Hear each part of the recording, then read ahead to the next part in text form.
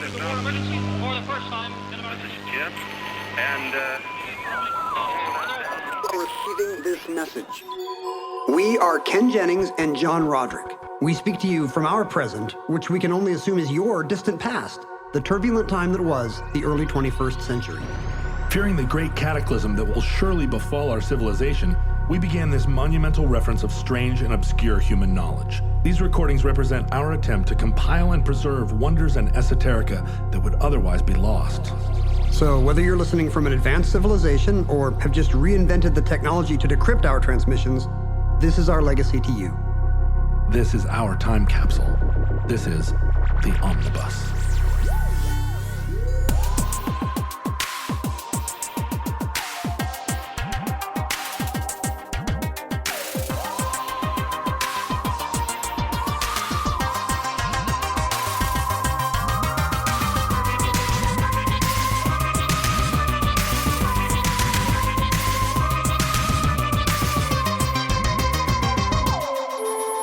You have accessed entry 1170.IS6008, certificate number 38095, Skyscraper Helipads.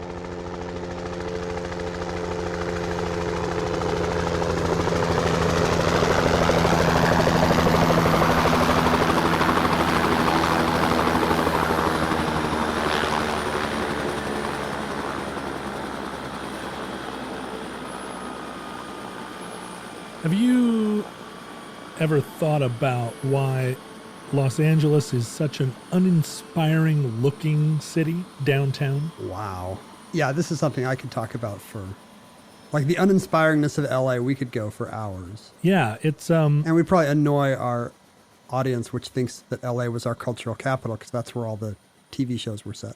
it is where the TV shows are set, but they're all in sound stages. Strangely, Los Angeles, which is one of the creative capitals of our contemporary world, you would think would have a downtown skyline. It should have an amazing skyline. Yeah, one that looks like Hong Kong or Dubai. I always assumed it was just because the city sprawled so much. Because it's got a bunch of kind of little smaller downtowns. You fly in and you're like, oh, there's Burbank, there's Long Beach. Right, the area over by UCLA is now increasingly little town. And in fact, until recent times, downtown LA was a fairly small little cluster of tall buildings. And in recent years, it's really blown up. But still not a ton of architecturally adventurous or inspiring buildings. Yeah, nothing you'd put on a postcard. There's the old City Hall, which is very nice. Beautiful little spire. And that's about it. Yeah. I can't name another building. A bunch of square buildings. Well, there's a reason for that.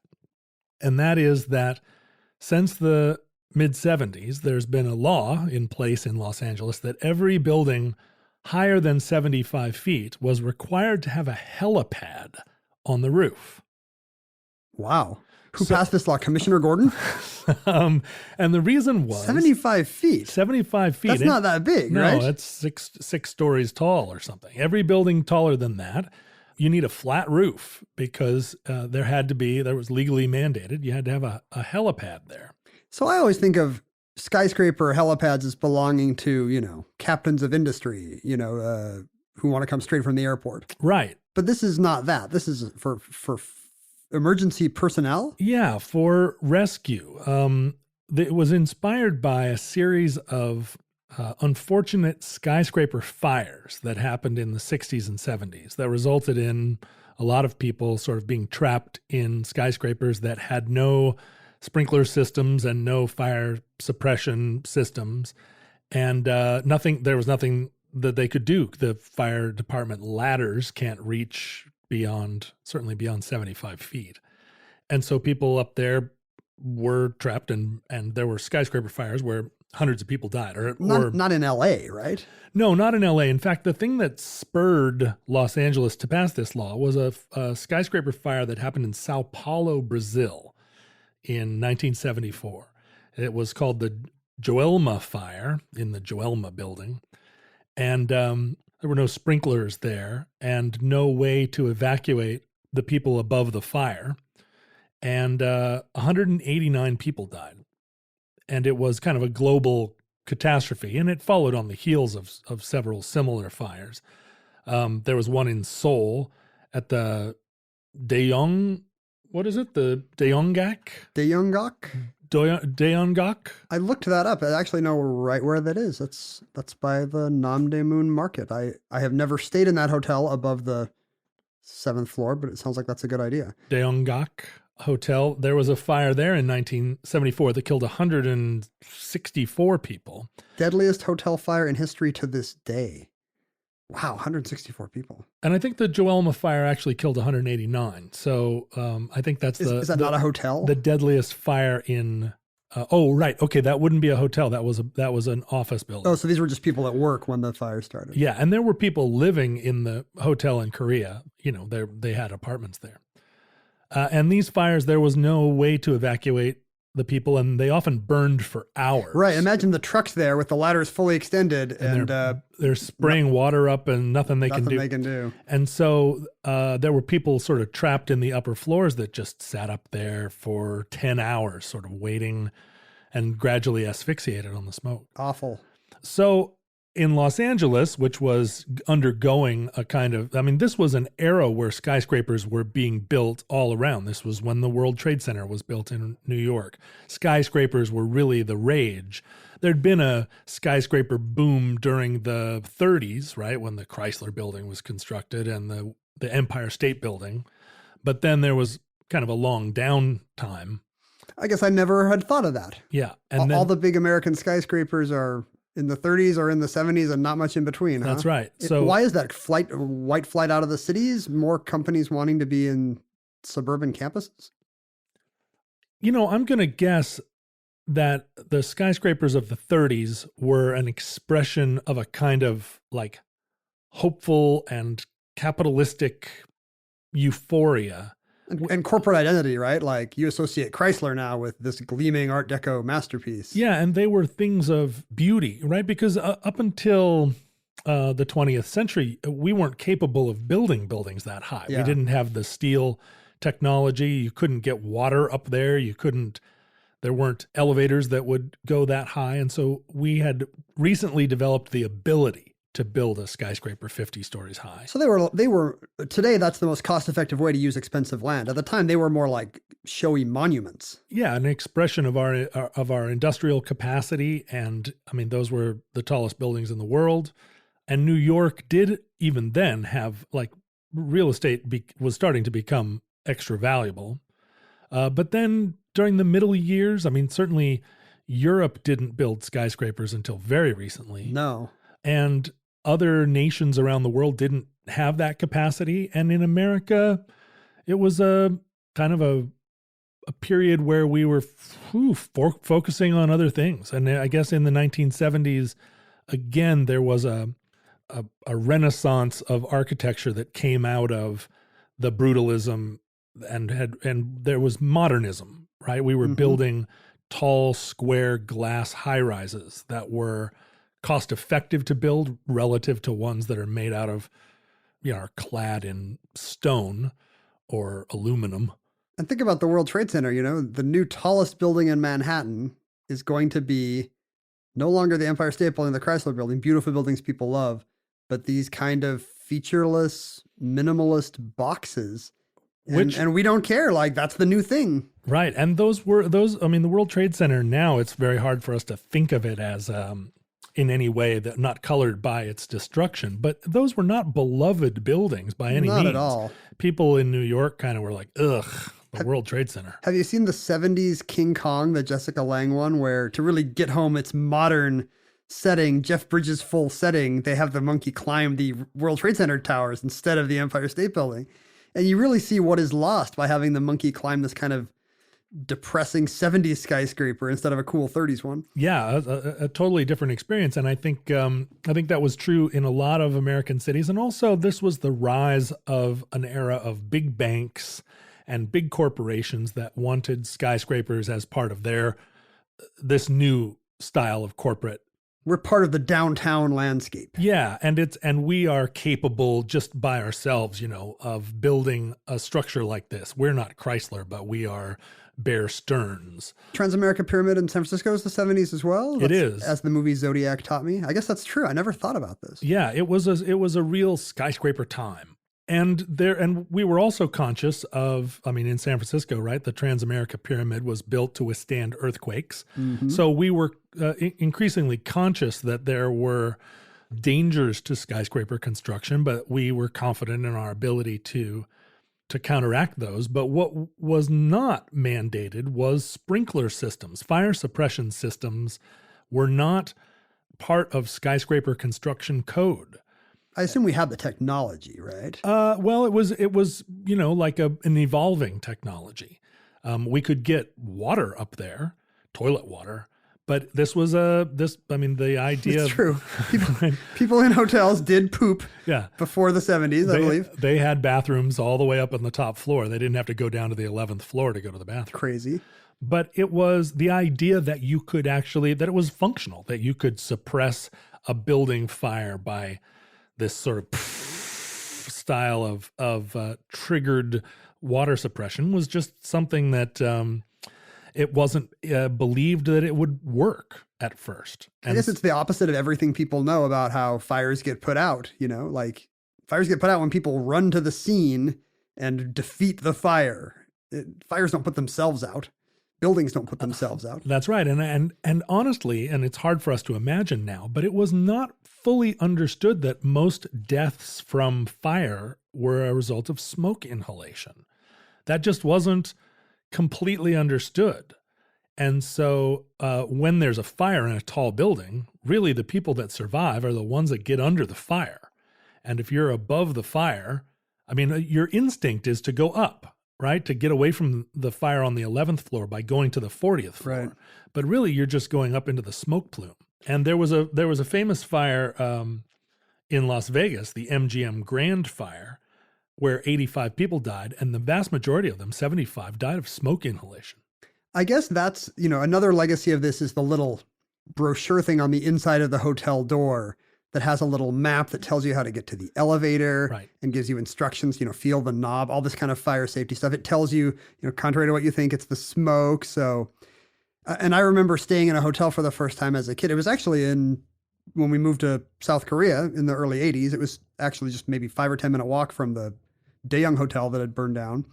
And we just poured over that thing on the inside of the door because, we'd been living in a little suburban rented house. We had never seen the idea that there'd be a little piece of paper telling you which elevators were safe. And we thought this was fascinating. We studied that like a military operation. Well, sure. Like you used to read the little handout in the back seat of your airline.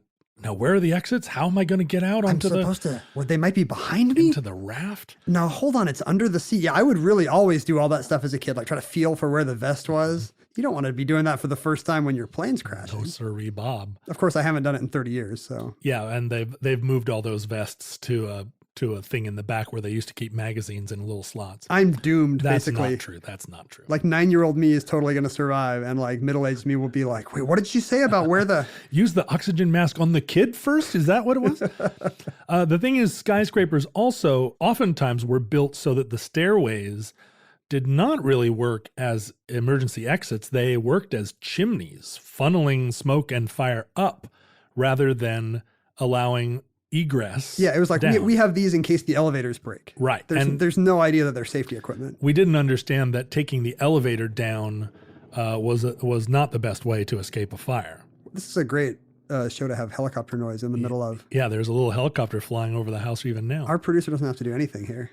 So the idea of providing helicopter pads on these buildings was that we would have access to the upper floors. People could escape, not just fires, but in Los Angeles in particular, giant earthquakes. You could evacuate upward. You could evacuate up.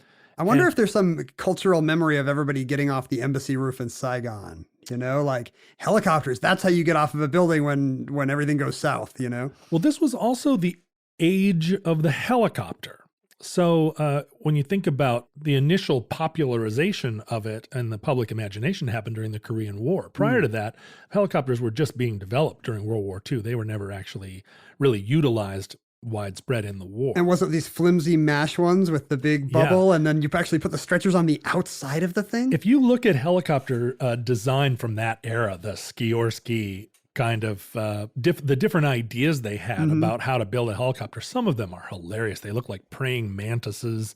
There are all kinds of different designs to try and compensate for all the enormous torque that those rotors are producing and how you get enough power to lift those things.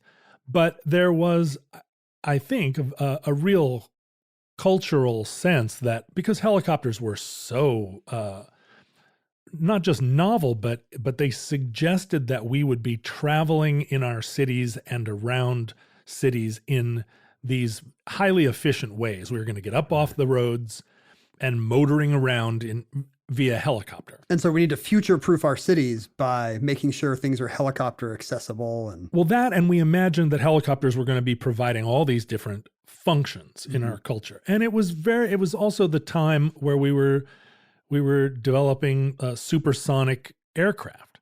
And in the late 60s, all the major aircraft manufacturers set about to design and build what we thought was the future of air travel, supersonic airplanes like the Concorde that could travel across the Atlantic Ocean in 4 hours.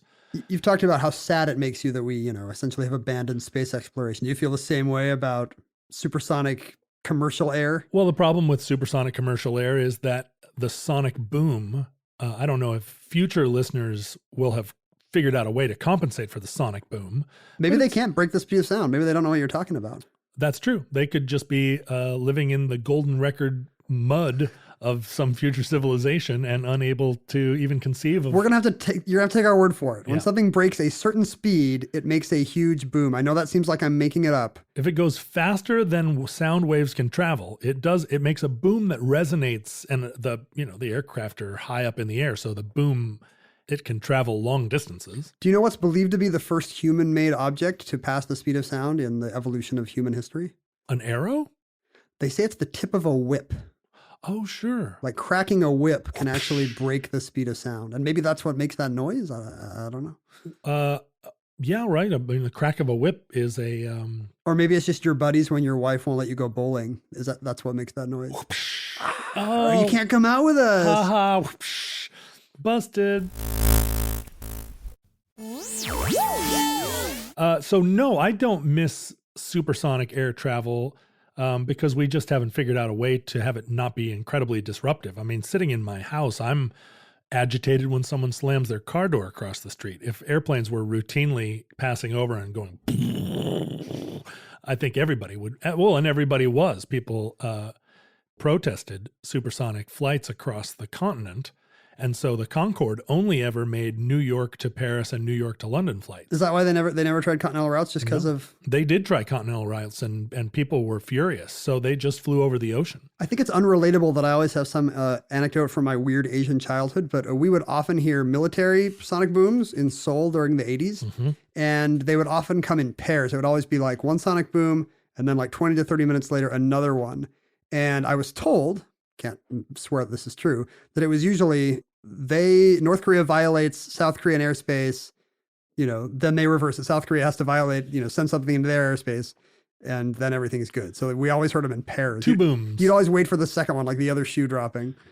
Well, and it turns out that helicopter flights are also incredibly disruptive. Helicopters are loud. They are loud. Even the quietest ones are loud. And it's also expensive.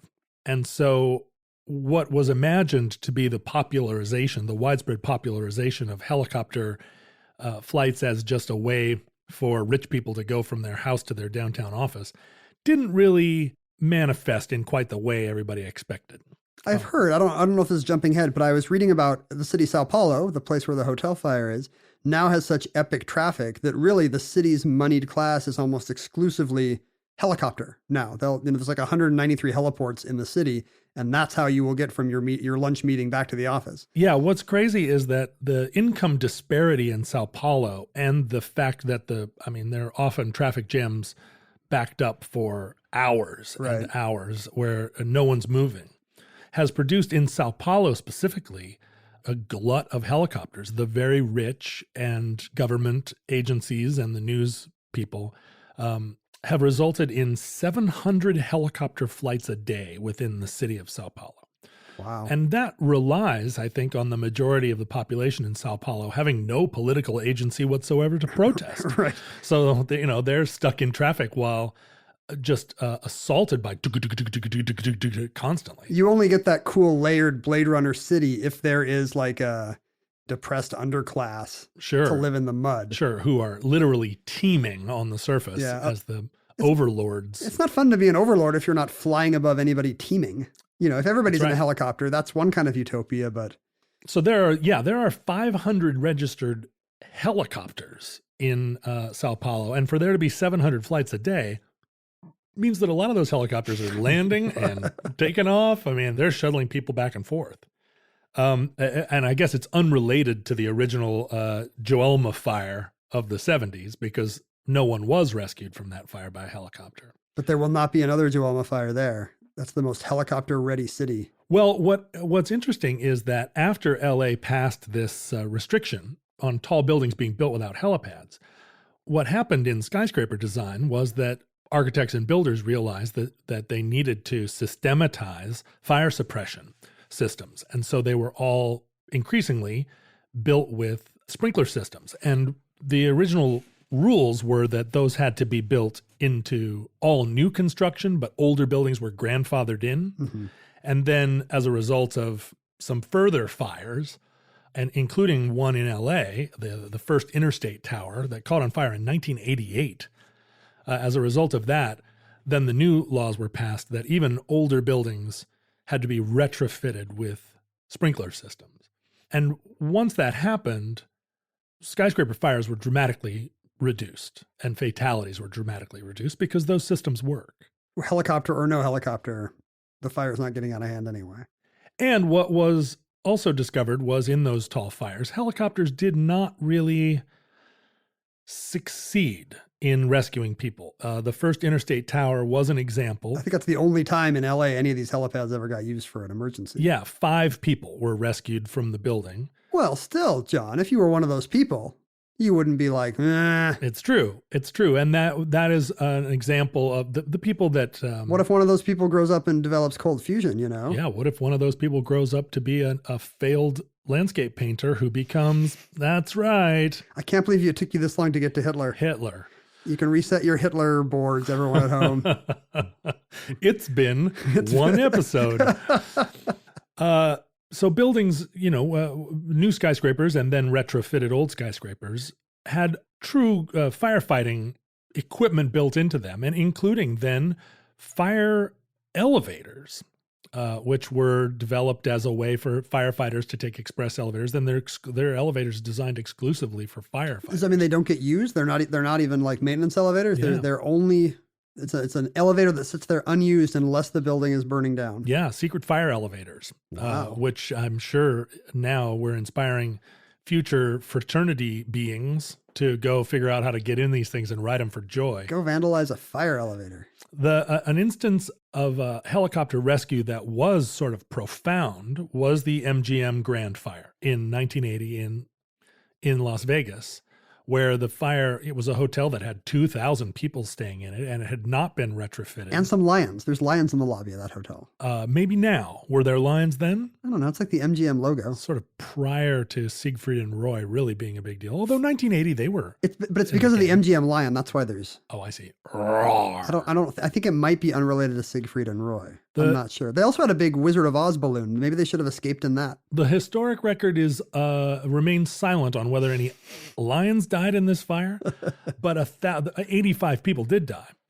But 1,000 people were rescued from the roof of the MGM Grand. Really? By escalator? By escalator? By escalator. By helicopter? Yeah, it was a massive undertaking. The helicopters from the Nellis Air Force Base that's near to Las Vegas mounted this huge rescue operation with Huey helicopters and also those big Jolly Green Giant helicopters with the two rotors. The 2 rotors. We used to see those when I was a kid. And they managed to do kind of a evacuation of Saigon style effort where they would land on the top of the building and fill up and take it. So 1,000 people were rescued, sort of validating the rooftop helipad mentality. I mean, at some point you got to be the actuary who says, what, we're spending this many millions of dollars to put this little latch into every car, and once every 40 years somebody needs the latch? Well, you just made the argument that of those 5 people in LA, one of them could have discovered a cure for... I didn't really mean it. Yeah, I see. Like,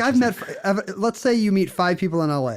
Like, what are the odds that one of those people is cool? Very, very, It's very, very diminishingly small. Well, and imagine the people that are staying at the MGM Grand in Las Vegas in 1980, probably not a lot of Jonas Salks. What if one of those people is just trying to make enough money at the craps table that they can try out their new, fusion reactor? Sure, they're gonna pay off their debts first of all. They're gonna get their house back, and then they're gonna invent cold fusion. That old lady with that cup of nickels, if she just has 6 more nickels, she's ready. 6 more nickels. That was my ska band.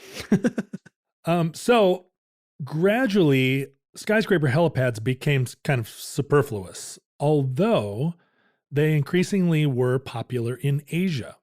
In 1990, in Tokyo building code, it was suggested that any building taller than 45 meters have a helipad included. Well, for sure, for Godzilla. And for, I think, still the idea that you would be able from Narita Airport to downtown, be able to cut that transit time if you were a high-powered Tokyo executive. And these were 1990, still kind of booming times in Japan. This was not a mandate. It wasn't a law. It was just suggested.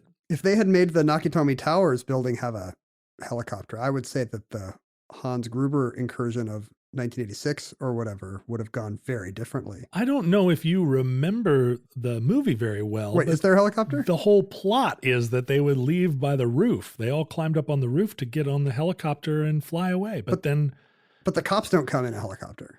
No, the cops don't, because they don't know. They're never, like, ladies and gentlemen, the FBI. They don't know what they're doing.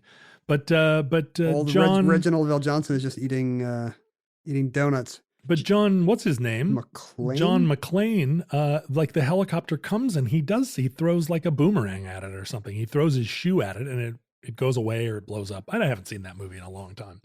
But that's why they're up there, because the Nakatomi Tower is a giant helipad. So if it didn't have a helipad, none of that would have happened. Right. They would have had to have left. Oh, no, wait. They were going to leave in an armored car, too. Oh, no, wait. The whole idea was that... Is one of those fake? That all of the people went up to the roof while they were actually escaping in an ambulance. The leaders were escaping in an ambulance from the basement. I hope nobody listening has ever seen Die Hard, because they are incredibly frustrated right now that we have such a flimsy grasp of the Hans Gruber plot mechanics. They'd put all those explosives in the roof, right? So it was one of those things like in the Batman movie where the Joker kills all the other bank robbers one by one. All the rest of the team were going to go up to the roof, and then the roof was going to explode, killing them all. And then Hans Gruber would get away in the ambulance. What a terrible boss. He was a bad boss. Horrible bosses should have had Alan Rickman in it. Talk about Bond villains. So anyway, but because of a kind of, I guess, Japanese overachievement, Tokyo now has more skyscraper helipads than anywhere in the world. There are 80 buildings in Tokyo with helipads built onto the roofs. Are people using them, or are they hella underutilized? They're hella underutilized because, again, when you do fly a helicopter onto one of these buildings, everyone down on the street is completely agitated by it. The sound of a helicopter hovering over a building is, whoop, whoop, whoop, whoop, whoop on everywhere around. It's the first 5 minutes of Apocalypse Now, but you're just trying to do your laundry. Or yeah, whatever. and I think because of a sort of Japanese sense of responsibility to your fellow citizens to not inconvenience them in any way, or at least to not intrude upon them, there was enough protest about helicopter flights that it did not become a big part of how people move around. But if you move that to a city where people have contempt for their fellow beings, like Los Angeles. Or Sao Paulo. Do you remember that case at the Sofitel where the relativity media guy was always taking his helicopter straight to the hotel? Yeah. And the neighbors started they look at the documents and find out, wait, the Sofitel's helicopter pad is only for emergency use, because that's why LA makes you build one. And what's his name? This Kavanaugh douchebag is not allowed to land his helicopter there, even if it saves him 10 minutes. Well, and that happens a lot. In fact, here in Seattle, our local billionaire, Paul Allen, who lives in a very wealthy community over across the lake called Mercer Island, he bought several old houses and created a compound there. And he wanted a helicopter or a helipad because God knows Paul Allen needs to get over to town or get down to see the Portland Trailblazers or whatever he thinks he needs to do that requires a helicopter. Because Jimi Hendrix guitar at auction is not going to buy itself. That's right. When you're a billionaire, you're very important and you need to get places fast. But his neighbors said, no, you can't build a helicopter here. Like, we're also all rich people who are living on this idyllic island, and you're not going to fly in and out here on a helicopter. So what he did, and the zoning supported them, what he did was he bought a yacht, and he took the top off of the yacht and built a helipad on it. And he docks the yacht in front of his house. And when he wants to come and go, he just sails the yacht out into the middle of the lake. The law can't touch me. I'm in international waters of Lake Washington. Talk about a Bond villain. And then he sits and lands his helicopter on the barge, disturbing everyone. And then, the barge motors back in and docks in front of his house. It's really awful. That's a bad dude. You're really coming down hard. I mean, you admiringly mention Nazi high command every episode, but you're not going to sit and let Paul Allen land his helicopter on a yacht. I've met Paul Allen several times. I think, he and I are on friendly terms, but I think that particular helicopter workaround is pretty mean. I hope he's not listening. I don't think so. He has people listen to our show and write down basically synopses of it. They send him reports. Yeah, and he doesn't experience emotions the way normal people do. So they tell him which emotions to feel at which point during the recording. They put little stars, little hashtags and X's next to like, you're sad now you're mad. But if he's mentioned by name, I think he does listen to those excerpts. So in Asia now, Seoul, not far behind Tokyo, has 77 helipads in their downtown. And then Busan, also in Korea, has 50 helipads. And Osaka has 43. So these are the top 4 cities with skyscraper helipads. Now, Sao Paulo has, as you said, almost 200 helipads, but they're not all on skyscrapers. Right, these are ground level. They're helipads that just get put everywhere. But these 4 Asian cities, they're in the top 4. And then LA brings up the rear in 5th place with 41 skyscraper helipads. And so this is why none of the buildings you see can have cool spires or weird roof lines, because they've all got to have this flat deck reinforced in a certain way, I assume. That's right. So there are some skyscrapers now newly built in Los Angeles that are pretty darn tall. And one of them is the Wilshire Grand Hotel, which I had the opportunity just recently to stay in. And from those upper floors, guests of Omnibus stay at the Wilshire Grand. And because, I'm a fancy guy and people treat me fancy, they put me way high up in the hotel. Are you one of these people that asks, do you have a specific request at the desk of what floor you'd like to be on? Well, I need my room to have no pillows. I'm sorry. No feather pillows. I like pillows. I need my room to have no pillows. Are you, what terrible superstition? What could have happened to you, John? Those aren't pillows. That's right. It was a planes, trains, and automobile experience I had as a young man. Your parents were killed by pillows after leaving a opera. No, I want all feathers out of there. No feather comforters or pillows because I'm allergic. You hate birds. I like a bathtub, which a lot of fancy hotels now don't have bathtubs. They have those terrible walk-in showers with glass walls. Yeah. So if you're sharing a hotel room and sometimes they're visible from the room, right? For sure they are. Yeah. So you're like, hey, I'll just be in the shower over here if you maybe wanted to look at the TV or something.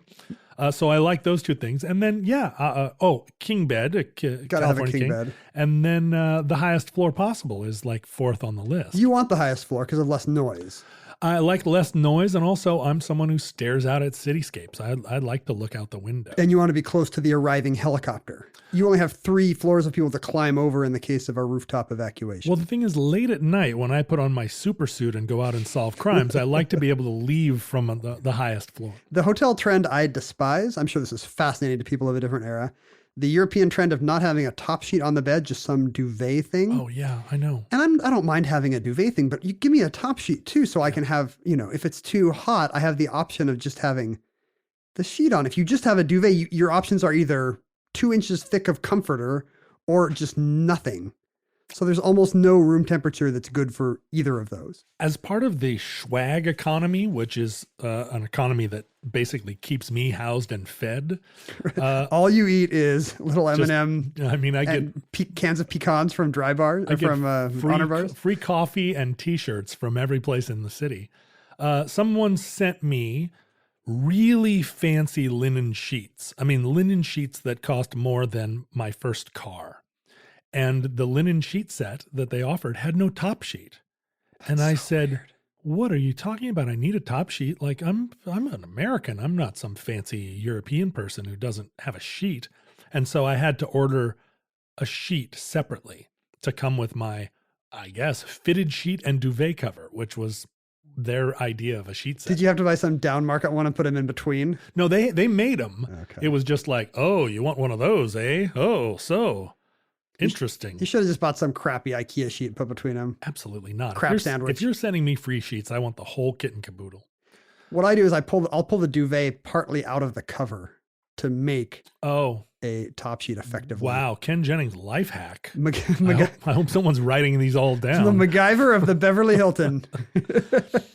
So fast forward to the mid-2000s, architects are really bemoaning the fact that they can't build fancy pointy buildings in Los Angeles because all around the world, skyscrapers have... They're getting more and more elaborately shaped. Yeah, London has one that looks like a pickle next to one that looks like a cell phone next to one that looks like a cheese grater. There's one in Calgary that is supposedly meant to look like a bow from a bow and arrow. What? There are so we're in the third renaissance of skyscraper building, or maybe you could argue the fourth renaissance. So the original one was the Chrysler Building era, and then we had the minimalist, brutalist 70s square boxes. Mm-hmm. And then in the 80s, there was an era of green glass buildings with shapes. I mean, they had shapes. I don't find any of them very attractive. They had pyramids on the top, or, you think about the skylines of a lot of places like Nashville or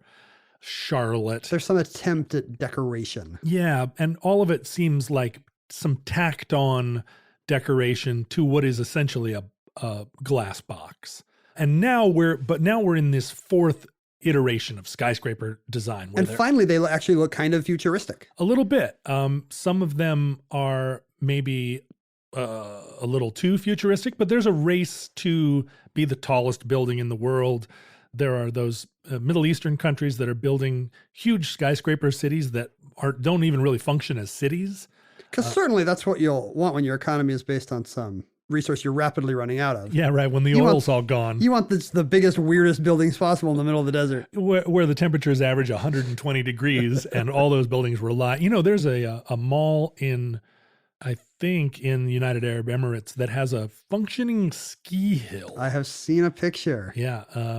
Inside they're like, we have so much money to burn that we're just going to air condition this all the way down to like skiing. It's going to snow in these buildings. That's how much contempt we have for the rest of you. We should explain to our listeners, luckily there's no underclass in the United Arab Emirates, no virtual slave class immigrants that need that money. Why not give the sheiks a place to ski? That's right. And there's no like environmental impact to creating all that air conditioning. Anyway, so the architect class and the fancy people class of Los Angeles really started to chafe at this rule, which was called Regulation 10, the rule that there needed to be helipads. And they all said, technology has changed. Buildings don't need helipads anymore. The nanny state needs to stop making us add helipads. Right. And we want to build fancy, fancy, fancy buildings. And so this aforementioned Wilshire Grand Hotel, the builders of it, lobbied the city to do away with Regulation 10. And initially the fire department protested, but as the fire chiefs did more research, they realized that, in fact, this wasn't a bad idea. The helipads were not useful anymore. They had found many other ways to control skyscraper fires. I've read that even in the case of 9/11, there was just the column of smoke and fire meant that you couldn't have landed helicopters anyway. So 9/11 is the classic case where people... You think it's a classic? I don't think it was that great. Well, a classic case of people thinking that helicopters could have made a difference. Mm-hmm. And one of the two towers had a giant radio tower on the top of it. There wasn't any place a helicopter could have landed. That's not an argument against helipads. It's an argument against giant TV antennas. Right. But the other tower did have a helipad on the top. And helicopters were the first emergency crews to arrive on the scene. There were helicopters at the World Trade Center within minutes of the airplane crashing. But there was so much smoke and so much fire, not just from all the things inside the towers burning, but also the million gallons of jet fuel, that the helicopter pilots on the scene, as desperately as they wanted to land and rescue people, couldn't bring their helicopters down. And this is another problem with helicopter rescues from burning towers, is that the updrafts created by the flames make it incredibly dangerous or impossible for helicopters to land. Well, we're living in a city where just a few years ago we had a newscopter crash upon takeoff from a downtown helipad. I assume partly due to these kind of tricky air currents when you're trying to land a helicopter amid skyscrapers. Sure, you have updrafts and downdrafts around skyscrapers that are already very tricky. There's a famous story of a guy who base jumped here in Seattle off of the Columbia Tower, our tallest building, and jump off and then you throw your parachute and sail down, but jumped off, threw his parachute, and then the wind caught him and spun him back around, and he bounced off of the face of the building multiple times. He bounced and then... You need to tell me if this guy survived so I know if I can laugh or not. Bounce again and again over and over. If this guy died and was buried in his native Latvia or something, I can't laugh at this hilarious idea of him just people inside watching this guy splat over and over. It's terrible.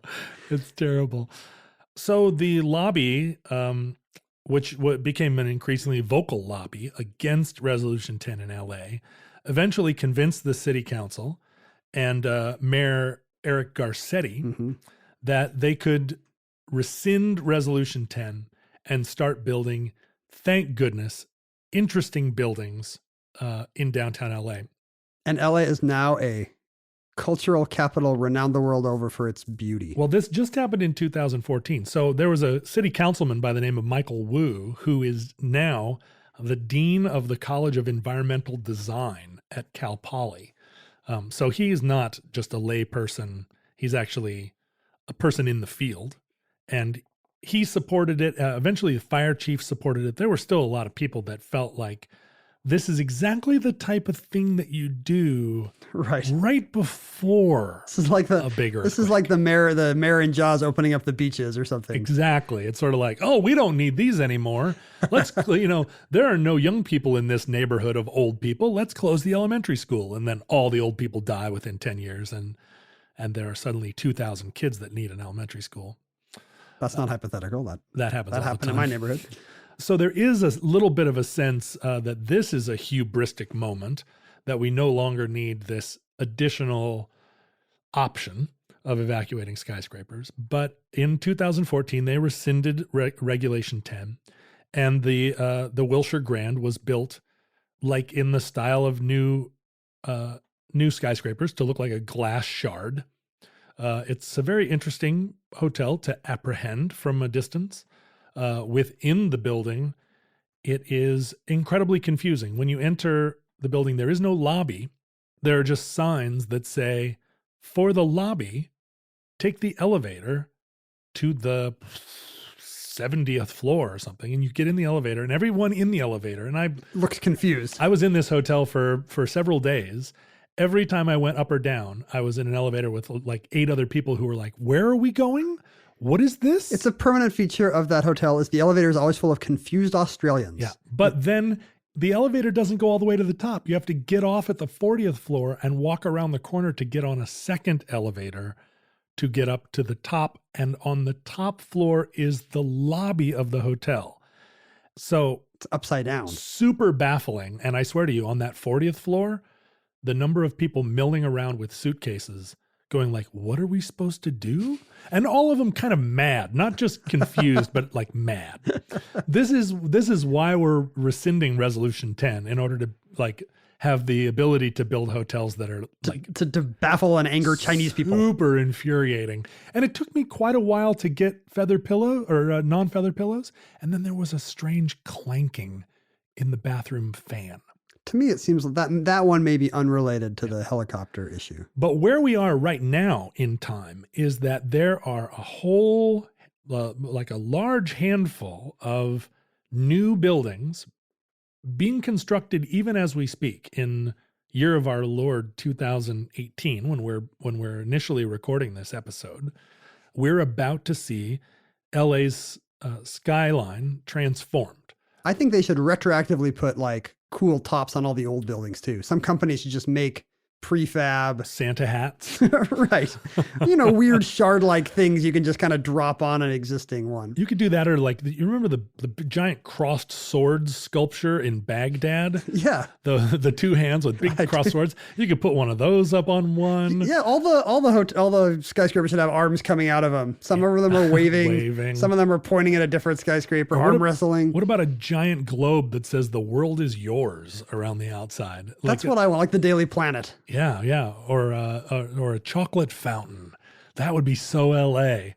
You couldn't land a helicopter on one of those. Only our listeners know if the extinction of helipads led to some terrible tragedy that we are blithely blind to. Well, and we'll see, right? Because a giant earthquake is just as likely to hit Tokyo as it is Los Angeles. And because they have the greatest number of skyscraper helipads, we may see this proof of concept. But if that's what happens, we really apologize for all the terrible calamity brought about by our need for more decoratively topped buildings. Yeah, and no one looks at the Tokyo skyline and thinks of it as being especially uninspiring, although it doesn't have any buildings that look like giant samurai swords. It is still like a complex and interesting skyscape. But LA is not, and we're about to see if it was Regulation 10 the whole time that kept us like creatively hobbled and unable to build LA as the like supervillain headquarters of the future. The LA of our dreams. And that concludes Skyscraper Helipads. Entry 1170.IS6008, certificate number 38095, in the omnibus. Listeners, we certainly hope that social media does not exist in your time, but if it does, you can probably still find traces of our presence millennia ago under our accounts at Ken Jennings and at John Roderick on Twitter and, in John's case, Instagram, as well as at Omnibus Project on really any social media platform you can think of, except MySpace. Wow, we need to go back retroactively to MySpace and build a little fan page there. Yeah, put some rare tracks up. Uh-huh. Just some bonuses for the fans. I wonder who our top 8 are going to be. We read and enjoyed email from early adopters, early listeners at omnibusproject@howstuffworks.com. We encourage the creation of fan groups on Facebook. One that we know of is called the Futurelings. We just love online. We're extremely online people. We are uncomfortable when our eyes have to look up from the little glowing screens that give us funny pictures and videos every second of our lives. Mm-hmm. And that's where we live. Lolcats. We love them. From our vantage point, pre-giant earthquake, pre-fires sweeping our cities, pre-ruing that we ever eliminated Resolution 10, we have no idea how long our civilization survived. In Seattle, we don't have the helipads that we need. We never had Regulation 10. If you look down on LA from the sky, you'll be astonished to see the helipads. You can see. Do they have like H's? Yeah, they all have H's. And then they have various numbers that indicate like how heavy your helicopter can be. So as you're flying into LAX, LA tells you, the city is like exhaling like the Crypt Keeper as you fly over it. Well, we hope that this catastrophe that results in millions of deaths never comes. We're cool like that. But if the worst comes soon, this recording, like all our recordings, might be our final word. But if Providence allows, if the many, many armed other worldlings that are true gods allow, we hope to be back with you soon for another entry in the Omnibus.